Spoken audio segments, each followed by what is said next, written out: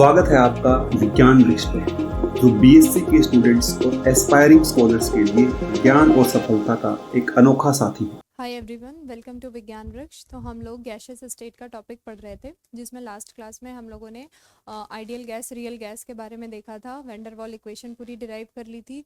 और आज हम क्या पढ़ने वाले हैं, वहीं जो वेंडर वॉल इक्वेशन आई थी उसके एप्लीकेशंस पढ़ने वाले हैं। ठीक है, तो पहला एप्लीकेशन जो बात करता है वो किस चीज़ में, कि हम वेंडर वॉल गैस इक्वेशन, हमें वेंडर वॉल गैस इक्वेशन के हेल्प से हम जो बॉयल्स टेम्परेचर होता है, दैट इज TB जो होता है, वो डिटरमाइन कर सकते हैं।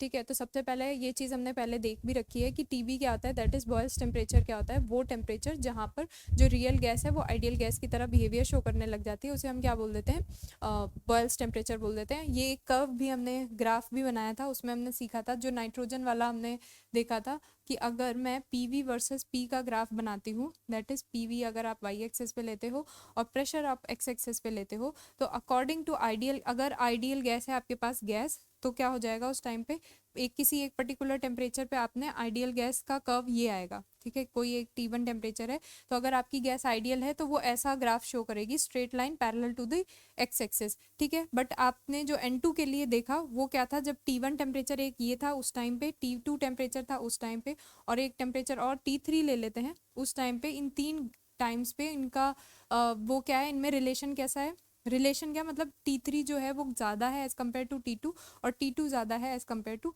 T1 के। ठीक है, इस टाइम पे अगर आप ग्राफ N2 का बनाते हो तो कैसा आता है, कुछ एक तो ऐसा मिलता है, ऐसा मिलता है, ऐसा मिलता है। इसका मतलब क्या है कि जो आपकी मिनिमा की हाइट आ रही है ना, वो जैसे जैसे आपने टेम्परेचर इंक्रीज किया वो हाइट क्या होने लग गई, धीरे धीरे डिक्रीज होने लग गई। That means on increasing the temperature the height of the minima decreases. इसका मतलब क्या है कि हाइट कम होने का मतलब क्या है कि ये जैसे ये आपके बिहेवियर शो कर रही थी आइडियल गैस की तरह उस टेम्परेचर पे, और ये बिहेवियर है आपका रियल गैस का।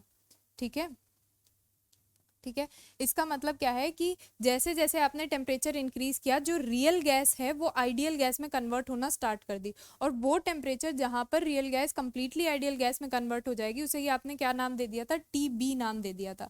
इसका मतलब क्या है, जैसे यहाँ पे हाइट इतनी है, अभी आपने इससे ज्यादा टेम्परेचर लिया, दैट इज T4 लिया, तो हाइट और कम हो गई, एक टाइम पे ये हाइट बिल्कुल जीरो हो गई। उसके बाद आपने टेम्परेचर बढ़ाया, तो जैसे हाइड्रोजन और हीलियम के लिए हमें मिल रहा था पॉजिटिव डेविएशन, वैसा ग्राफ मिलना शुरू हो गया। इसका मतलब क्या है कि आपके टेम्परेचर इंक्रीज करने पे जो मिनिमा की हाइट है वो क्या हो रही है, डिक्रीज हो रही है, और जब ये बिल्कुल जीरो हो जाएगी वही टेम्परेचर क्या होगा, दैट मीन्स जो रियल गैस होगी वो आइडियल गैस में कन्वर्ट हो चुकी है, वो टेम्परेचर कौन सा हो जाएगा, बॉयल्स टेम्परेचर हो जाएगा। ठीक है, तो हमें क्या निकालना है, उसी बॉयल्स टेम्परेचर की कैलकुलेशन करनी है। और बॉयल्स टेम्परेचर हमें कब मिलेगा, जो ये आपका PV का मिनिमा है, मिनिमा की कंडीशन जब अटेन हो जाएगी उस टाइम पे। वही चीज यहाँ पे लिखिए, पढ़ते हैं। In the plot of PV versus P, ये जो आपने PV वर्सेस P का प्लॉट बनाया है, the minima lie on the parabolic curve. ये जो आपका पैराबोलिक कर्व है, ये इतना नीचे वाला जो कर्व है, जो पैराबोलिक कर्व है, मिनिमा आपका कहाँ लाई कर रहा है, पैराबोलिक कर्व पे लाई कर रहा है। As the temperature is raised, T1 से T2 गए, टेम्परेचर बढ़ाया, एज द टेम्परेचर रेज्ड, ये जो हाइट आपकी थी मिनिमा की, वो क्या हो गई, डिक्रीज हो गई, height of the minima decreases and it becomes zero. After that increasing the temperature positive deviation मिलने लगेगा। यही चीज मैंने बताई, जैसे जैसे आपने टेम्परेचर इंक्रीज किया ये हाइट डिक्रीज होगी, एक टाइम पे ये जीरो हो जाएगी, उसके बाद भी अगर आपने टेम्परेचर इंक्रीज किया तो फिर आपको पॉजिटिव डेविएशन मिलेगा, जो कि हाइड्रोजन और हीलियम के केस में मिलता भी है। ठीक है, is obtained and then the gas behaves as hydrogen and helium। सही बात है। तो condition for PV to be minimum when P equals to 0 corresponds to the Boyle's temperature। यानी हमें क्या करना है कि जो PV की मिनिमा की कंडीशन लानी है, और वही टेम्परेचर जिस टेम्परेचर पे ये कंडीशन आई होगी उसे ही हम क्या बोल देंगे, बॉयल्स टेम्परेचर बोल देंगे। ठीक है, तो अभी ये हटाते हैं और मिनिमा की कंडीशन देखते हैं using van der Waals equation. Van der Waals equation क्या थी, पहले तो वही लिखनी पड़ेगी, that is P equals to, van der Waals equation क्या है, फॉर 1 मोल ऑफ गैस के लिए P प्लस A अपॉन में V स्क्वायर, यहाँ पे N स्क्वायर रहता है, V N अगर 1 हो गया तो फिर A अपॉन में V स्क्वायर रह जाएगा, V माइनस एन बी होता है, N अगर 1 हो गया तो V माइनस बी रह जाएगा, और N RT होता है, N अगर 1 हो गया तो फिर सिर्फ और सिर्फ RT रह जाएगा। इतनी चीज सही है, ओके। तो हमें क्या लाना है, PV लाना है, क्योंकि उसी की मिनिमा की कंडीशन लेकर के आनी है। तो इस वाले टर्म को मैं अपॉन में लेके जाती हूँ, तो P प्लस A अपॉन में V स्क्वायर, इक्वल्स टू कितना रह जाएगा, आर टी अपॉन में वी माइनस का बी। सही है इतनी चीज? ओके, तो P इक्वल्स टू कितना हो गया, आर टी अपॉन में V माइनस बी माइनस का A अपॉन में V square, multiplying both side with V, तभी तो PV बनेगा। मल्टीप्लाइंग, इसको इक्वेशन एक नाम दे देते हैं, multiplying equation 1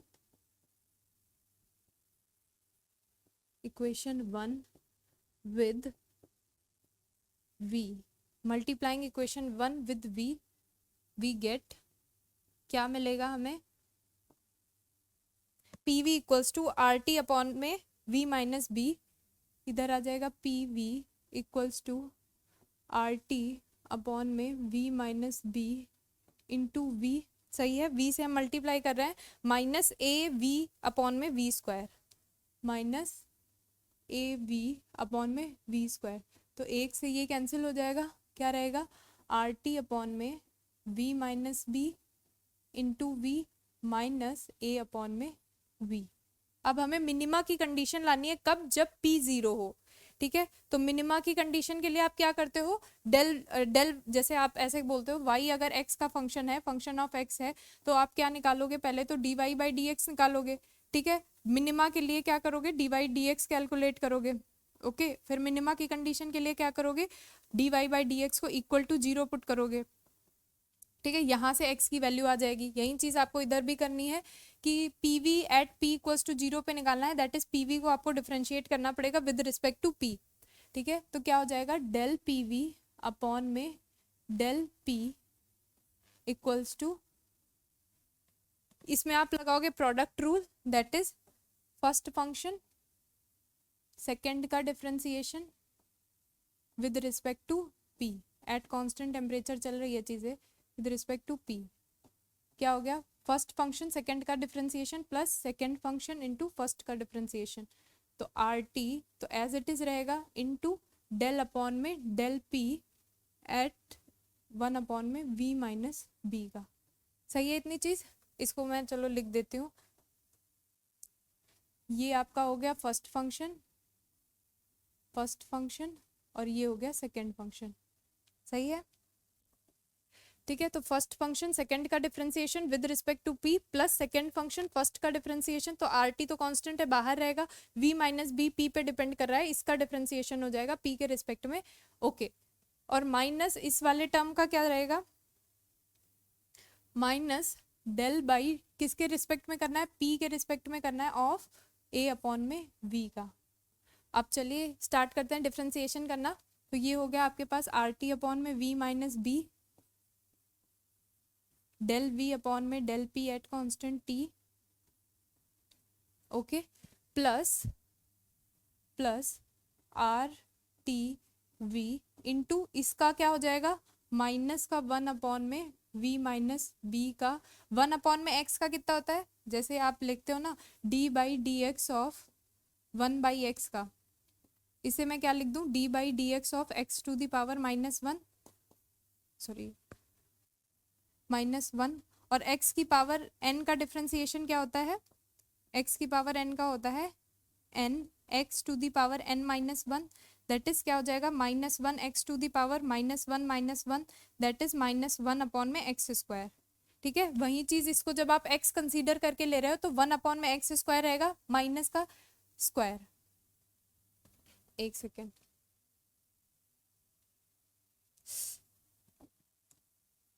are T we into क्या बचेगा, माइनस का 1 अपॉन में V माइनस बी का होल स्क्वायर। ठीक है, फिर V माइनस बी का डिफरेंशिएशन होगा P के रिस्पेक्ट में, वो क्या मिल जाएगा, डेल V अपॉन में डेल P। ठीक है इतनी चीज, ओके, और ये क्या मिल जाएगा, प्लस A अपॉन में V square del V by del P। सही है, इसको हटा देते हैं।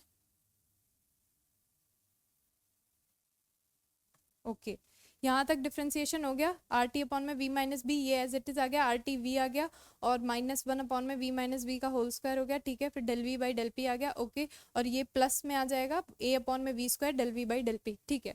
अभी मैं क्या कर रही हूँ, पूरे में से डेल वी अपॉन में डेल पी को कॉमन ले लेती हूँ। अंदर क्या रहता है, आर टी अपॉन में V minus B minus R T V upon में वी माइनस बी का होल स्क्वायर और प्लस ए अपॉन में वी स्क्वायर, सही है। ये वाला टर्म इससे बाहर आया, आर टी अपॉन में वी माइनस बी, ये वाला टर्म बाहर गया minus R T V upon में दिस, और ये टर्म बाहर गया, इतना रह गया। ये चीज किसके इक्वल आ गई, डेल पी वी अपॉन में डेल पी था चल रहा, ठीक है, ओके। यहाँ से थोड़ा सा और कॉमन मिल जा रहा है, आर टी कॉमन मिल जा रहा है, डेल वी अपॉन में del P at constant T equals to A upon में V square plus R T मैंने कॉमन ले लिया, अंदर क्या बचा, सॉरी 1 अपॉन में V minus B plus V upon में, सॉरी माइनस बचा ना, माइनस आर टी कॉमन है, वी अपॉन में वी माइनस बी का होल स्क्वायर, बी का होल स्क्वायर, ओके। सॉल्व कर लेते हैं इसे थोड़ा सा, डेल वी अपॉन में del P at constant T equals to A upon में V square plus R T, अंदर क्या बचा, वी माइनस बी का होल स्क्वायर कॉमन लिया, मतलब एलसीएम लिया, वी माइनस बी का होल स्क्वायर, ऊपर क्या रह गया, वी माइनस बी और माइनस का वी, ठीक है। ये हो गए कैंसिल, तो अंदर क्या बचा देखते हैं, del V by del P at constant T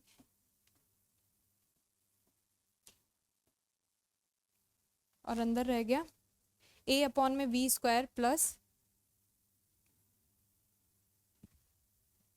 ठीक है, ये तो कैंसिल हो गए, minus B R T upon में वी माइनस बी का whole square, minus B R T upon में वी माइनस बी का होल स्क्वायर, इतना बचा ना, minus B R T upon में वी माइनस बी का होल स्क्वायर, और इधर क्या चल रहा था, डेल पी वी अपॉन में किसके रिस्पेक्ट में था, del P at constant T, ठीक है, okay. For minima condition, for minima condition क्या हो जाएगा,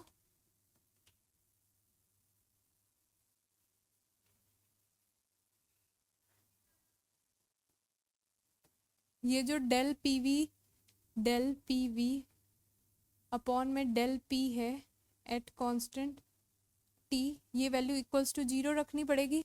इसका मतलब क्या हो गया, ये वाला टर्म इक्वल्स टू 0 हो गया, ए अपॉन में वी स्क्वायर माइनस का बी आर टी अपॉन में वी माइनस बी का होल स्क्वायर, ये टर्म क्या हो गया, 0 हो गया, या फिर बी आर टी अपॉन में वी माइनस बी का whole square to A upon में वी स्क्वायर, ठीक है। हमें क्या निकालना है, बॉयल्स टेम्परेचर निकालना है, दैट इज टी बी निकालना है। तो टी हमें पता होना चाहिए, टी इक्वल्स टू कितना हो जाएगा, ए वी माइनस बी का होल स्क्वायर अपॉन में B R B into V square, सही है। या फिर क्या लिख दूं मैं इसे, ए अपॉन में R B into V minus B upon में वी का होल स्क्वायर, सही है इतनी चीज, ये हो गया, टी आपका आ गया, ठीक है। अब कंडीशन क्या बोल रहा था, when p equals to 0 then v कितना हो जाएगा, infinity. So t equals to कितना हो गया, t क्या हो गया इस बारी, टी बी हो गया, ठीक है। इस कंडीशन पे टेम्परेचर कौन सा हो गया, बॉयल्स टेम्परेचर हो गया, ए अपॉन में आर बी, ए अपॉन में आर बी, और अंदर क्या रह गया, ये तो खत्म हो गया पूरा का पूरा, ठीक है। तो T दैट इज जिस कंडीशन पे आपका प्रेशर 0 था, वही वाली कंडीशन हमें लेकर के आनी थी। ओहो, हमें कौन सी कंडीशन चाहिए थी, मिनिमा की कंडीशन चाहिए थी, लगा दी मिनिमा की कंडीशन। उसके बाद क्या कह रहा था, मिनिमा की कंडीशन लगा दो आप पहले, उसके बाद क्या करना है, PV equals to minimum when P equals to 0। ठीक है, तो हमने यही चीज की, पीवी इक्वल्स टू 0 किया, मिनिमा की कंडीशन लगाई, डेल पीवी अपॉन में del P at constant T पे 0 किया, फिर प्रेशर 0 पे करना देखना था, तो जब पी 0 था उस टाइम पे वी इन्फिनिटी हो गया, तब टेम्परेचर जो आएगा वो कौन सा हो जाएगा, टी बी हो जाएगा, दैट इज बॉयल्स टेम्परेचर हो जाएगा। ठीक है, तो टी बी ये हो गया, इसको हटा दो। ठीक है, तो टेम्परेचर टी बी की वैल्यू हमें यहाँ से मिल गई, here T B equals to, T B is the Boyle's temperature, T B क्या है, बॉयल्स टेम्परेचर है। ठीक है, तो अगर आपको क्या पता है, ए और बी की वैल्यू पता है, आर तो गैस कांस्टेंट है, वो तो वैल्यू नोन ही है, तो अगर आपको ए और B that is van der Waals constants की वैल्यू पता है, तो आप टी बी निकाल सकते हो, दैट इज बॉयल्स टेम्परेचर निकाल सकते हो। ओके, तो इसमें हमें यही निकालना था, कैलकुलेशन किसकी करनी थी, बॉयल्स टेम्परेचर की करनी थी, जो कि आ गई हमारे पास क्या, ए अपॉन में आर बी, और ये फॉर्मूला हम यूज करेंगे किसमें, क्वेश्चंस में।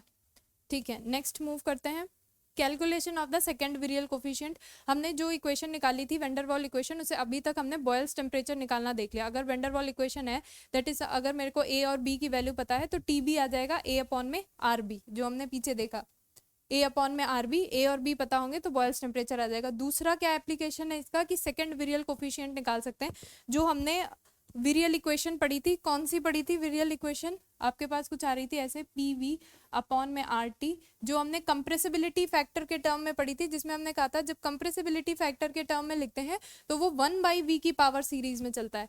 तो पी वी अपॉन में आर टी इक्वल्स टू क्या बन रहा था, ए 1 प्लस बी अपॉन में वी प्लस सी अपॉन में वी स्क्वायर प्लस ऐसे ही कुछ डॉट डॉट डॉट।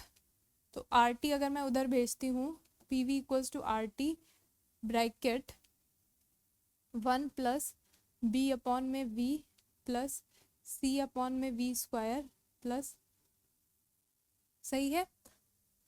ओके, अभी मेरे को क्या बताना है, ये आ गई आपकी, ठीक है, ये क्या थी, विरियल इक्वेशन थी, ये आपकी इक्वेशन कौन सी थी, विरियल इक्वेशन थी।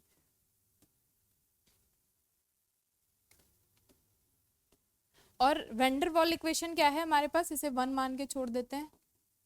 वेंडरवॉल इक्वेशन क्या है,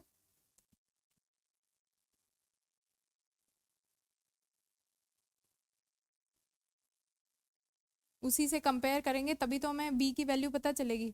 वेंडरवॉल इक्वेशन क्या है, पी प्लस, एक मोल के लिए बात कर रहे हैं, ए अपॉन में V square V minus B equals to R T, कब के लिए, फॉर 1 मोल ऑफ गैस।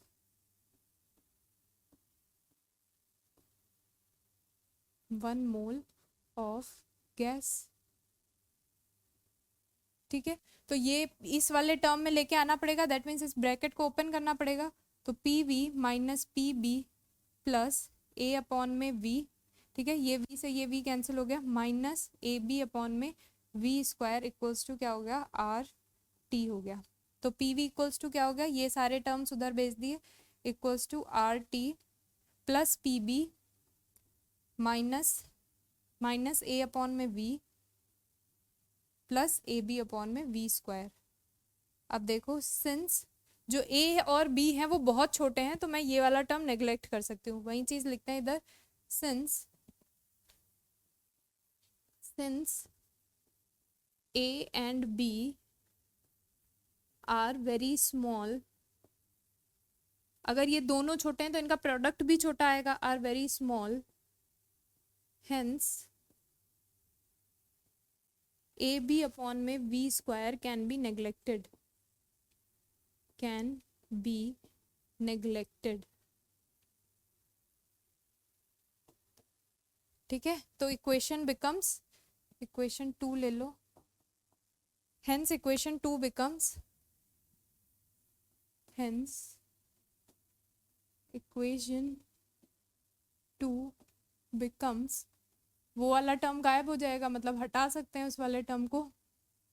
इधर क्या चल रहा था, P V equals to R T plus P B, P V equals to R T plus P B minus A upon में V, A upon में वी बस, माइनस ए अपॉन में V, और वो ऐसे ही छोड़ दिया क्योंकि वो वाले टर्म बहुत छोटे छोटे थे।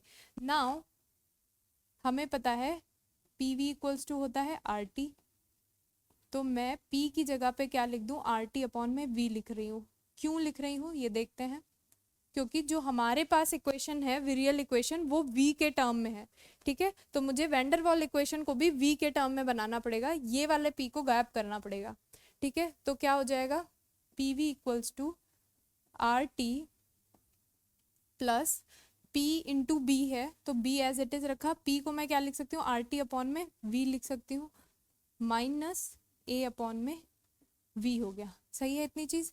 अभी मैं क्या कॉमन ले रही हूँ, देखो PV equals to RT common है और अंदर पूरा ब्रैकेट बना है, तो यही चीज RT कॉमन लेना पड़ेगा। इधर से क्या बचेगा, 1 प्लस RT कॉमन ले लिया, इधर तो बचा B अपॉन में V, सही है। और इधर क्या रह गया, माइनस A अपॉन में RTV इक्वल्स टू PV।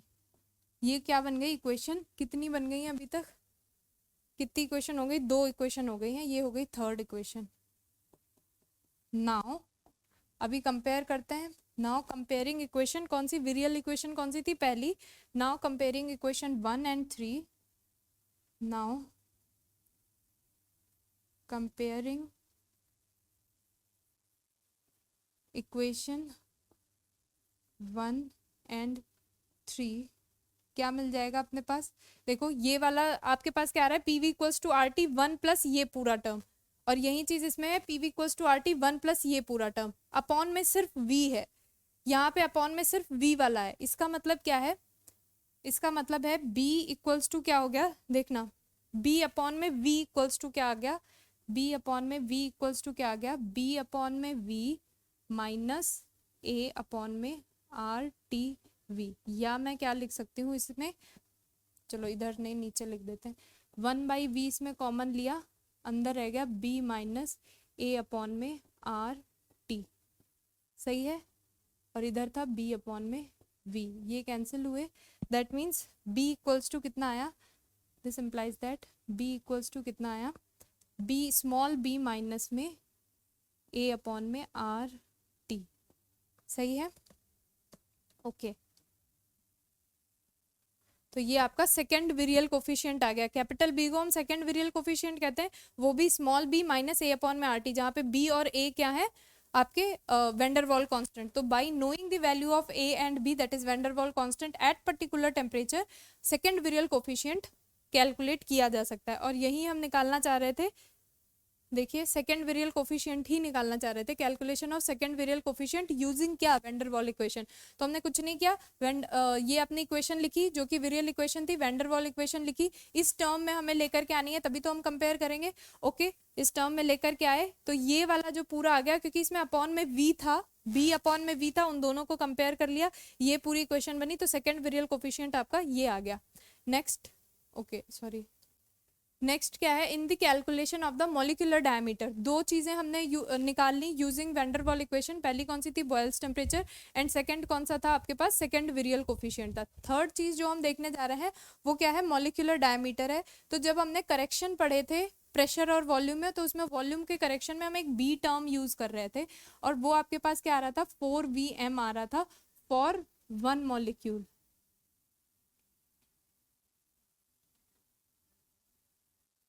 ठीक है। या फिर आपने क्या लिखा था, B इक्वल्स टू 4NVm हो जाएगा फॉर N मॉलिक्यूल। अब इससे हम मॉलिक्यूलर डायमीटर कैसे निकालते हैं, देखिए जो आपके पास ये Vm होता था, ये क्या होता था, वॉल्यूम ऑफ 1 मॉलिक्यूल, ठीक है। तो बाय वैंडरवाल इक्वेशन, या फिर if B is known, if van der Waals constant B is known,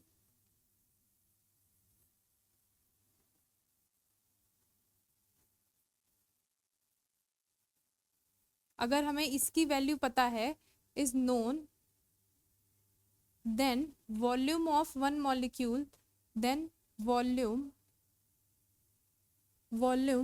of 1 molecule can be calculated, ठीक है। क्योंकि B इक्वल्स टू 4NVm के है, तो अगर B आपको पता है तो आप Vm निकाल सकते हो, कैन बी कैलकुलेटेड, ठीक है इतनी चीज। और वी एम क्या है, वी एम इक्वल्स टू क्या होता है 4/3 pi R cube, where r is the radius of one molecule,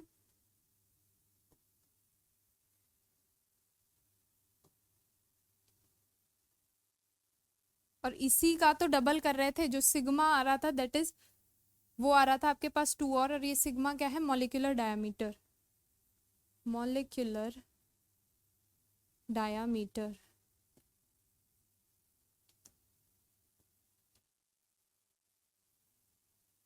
ठीक है इतनी चीज, यानी